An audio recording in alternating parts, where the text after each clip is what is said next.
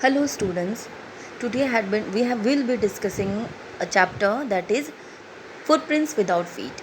And here the main character is a scientist who is a brilliant and expert scientist, but the way he adopts the things he does considers him to be a psychopath, a lawless person, an eccentric kind of person, and a bizarre person because after experimenting something he thinks about himself, he forgets law and order, and that is why he at the chapter we find that he is suffering, and at the end he finds no solution to his problems. So this chapter is written by H.G. Wells, who himself is a scientist, and he has written many books, and one of them is The Invisible Man, and this chapter Footprints without feet is taken from The Invisible Man. So we'll start. Two boys on a London street were surprised to see fresh muddy footprints of bare feet without finding who was making them. Now we all know that the central character is Griffin, who is a scientist. When he was studying, he studied optical density, and he did an experiment to make to make human body transparent or invisible. He was staying in a room, in a rented room, and in that room he was doing his experiment. And first he did that experiment on a cat, and he did it on himself. Now when he was staying in the rented room, something happened with his owner, and he burnt that room, and he is running away. In order to escape from that owner, he removed his clothes, became invisible, and now he's moving, he's wandering, he becomes a wanderer because he has no home, nowhere to go. And we find that when he's walking, two boys notice that there is the footprints of a person, but they fail to see any human being there because that human being is invisible. It is Griffin himself. But the two boys, they are not aware of the fact that there is an invisible man who is wandering on the London street. These footprints had been made by Griffin, an eccentric scientist who had discovered how to make his body transparent. These footprints have been made by Griffin. Griffin is an eccentric scientist. Eccentric means he is an abnormal kind of person. He is different from other human beings. He doesn't think the way other people do. And he had discovered a rare drug which will make the body transparent, and he has consumed that drug. To get away, after he had burnt his landlord's house down, he had to remove his clothes so that he became invisible. Now, when he carries on the experiment on the cat of the landlord, he has an argument with the landlord, and in order to take remains, he burns his landlord's house. So, when the house is burnt, the landlord will surely put him to jail. So, in order to escape from the landlord, he removes his clothes and became invisible so that he can become invisible, and he runs away from there. He escapes him. He manages to save himself from the landlord's fury, but he ends up in becoming a wanderer. Griffin entered unseen into a big store to get warm. When the store closed at night, he put on new clothes, consumed meat and coffee from the restaurant, and went to sleep on a pile of kilts. Now, what happened? It is winter time, and he cannot wander around without his clothes because he will feel cold. It's very cold there. It's the time of December, January, and now he enters inside a big store so that he can get warm over there. He is hungry, he doesn't have food, clothing, and shelter, anything. So he gets into a big store, and when the store gets closed, he put on his new clothes, he consumed meat and coffee, he eats to his fill, and went to sleep on a pile of kilts. He overslept and was seen by the shop assistants in the morning. He again took off his clothes to escape them. And the next morning, everything would have been fine if he would have been woke up earlier in time and would have left the store. But he slept till late, and the assistants of the shop, they entered inside the shop, and they can see the person sleeping on a pile of kilts. And again, in order to escape from them, he has to remove his clothes. So again, once again, he is without his clothes, because if he is wearing clothes, then people can see him, he will not feel cold also. And if he is wandering without any clothes, then it is a serious thing for him. Then he entered a theatrical company and wore bandages on his face, dark glasses, a false nose, and bushy side whiskers. He robbed the shopkeeper of his money and escaped to Iping village by train to avoid being caught. Now he entered a theatrical company. We all know that when people do theater, when people do plays, they need different kind of props.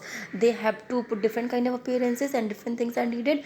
And so he entered that company, that shop, and he got many things over there so that he can put up his appearance. He wore bandages on his face. He wore dark glasses, a false nose, and whiskers. And after getting that appearance, he robbed the shopkeeper of all his money and he went to Iping village by a train because he was in the London street and it is nearly impossible to escape the eyes of the people in a London street because it is very crowded. So he wanted to go to Iping village, which is less crowded. It's a village, and so it will be easy for him to stay there.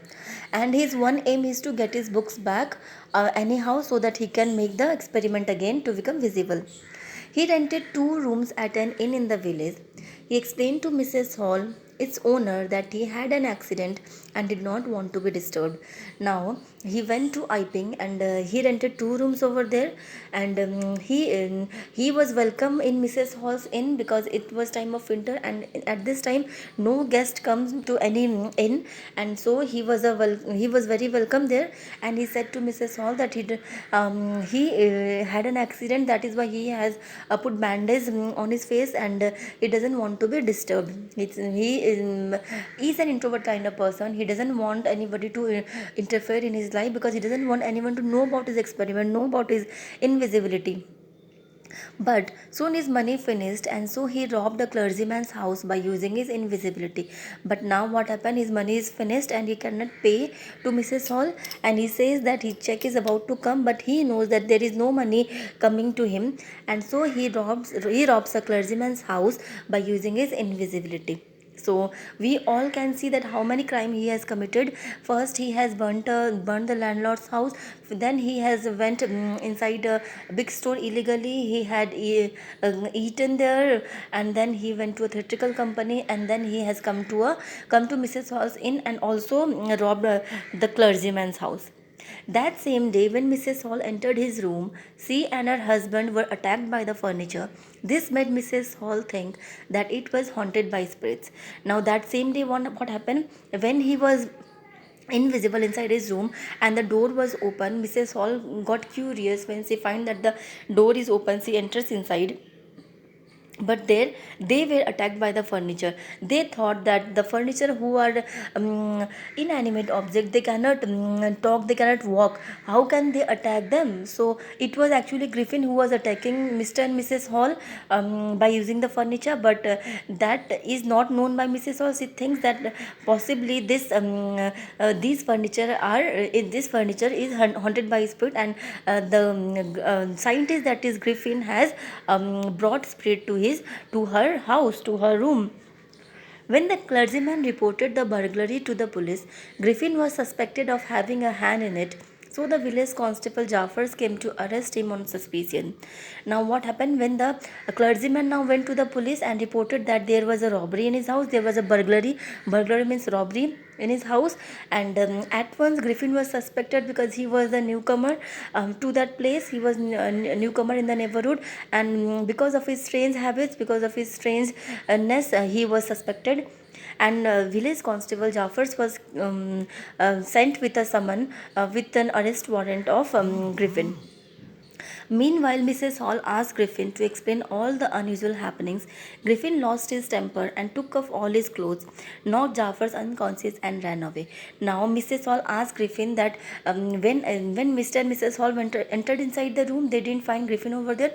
Actually, Griffin was invisible. So she asked, "How come when the door was closed, how come you entered inside the room and we didn't see you? How you are coming outside of the room now?"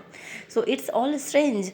Mrs. Hall doesn't know that he is invisible and he was inside the room. When the room was knocked on their faces, it was Griffin who did that. He was inside the room and he came downstairs.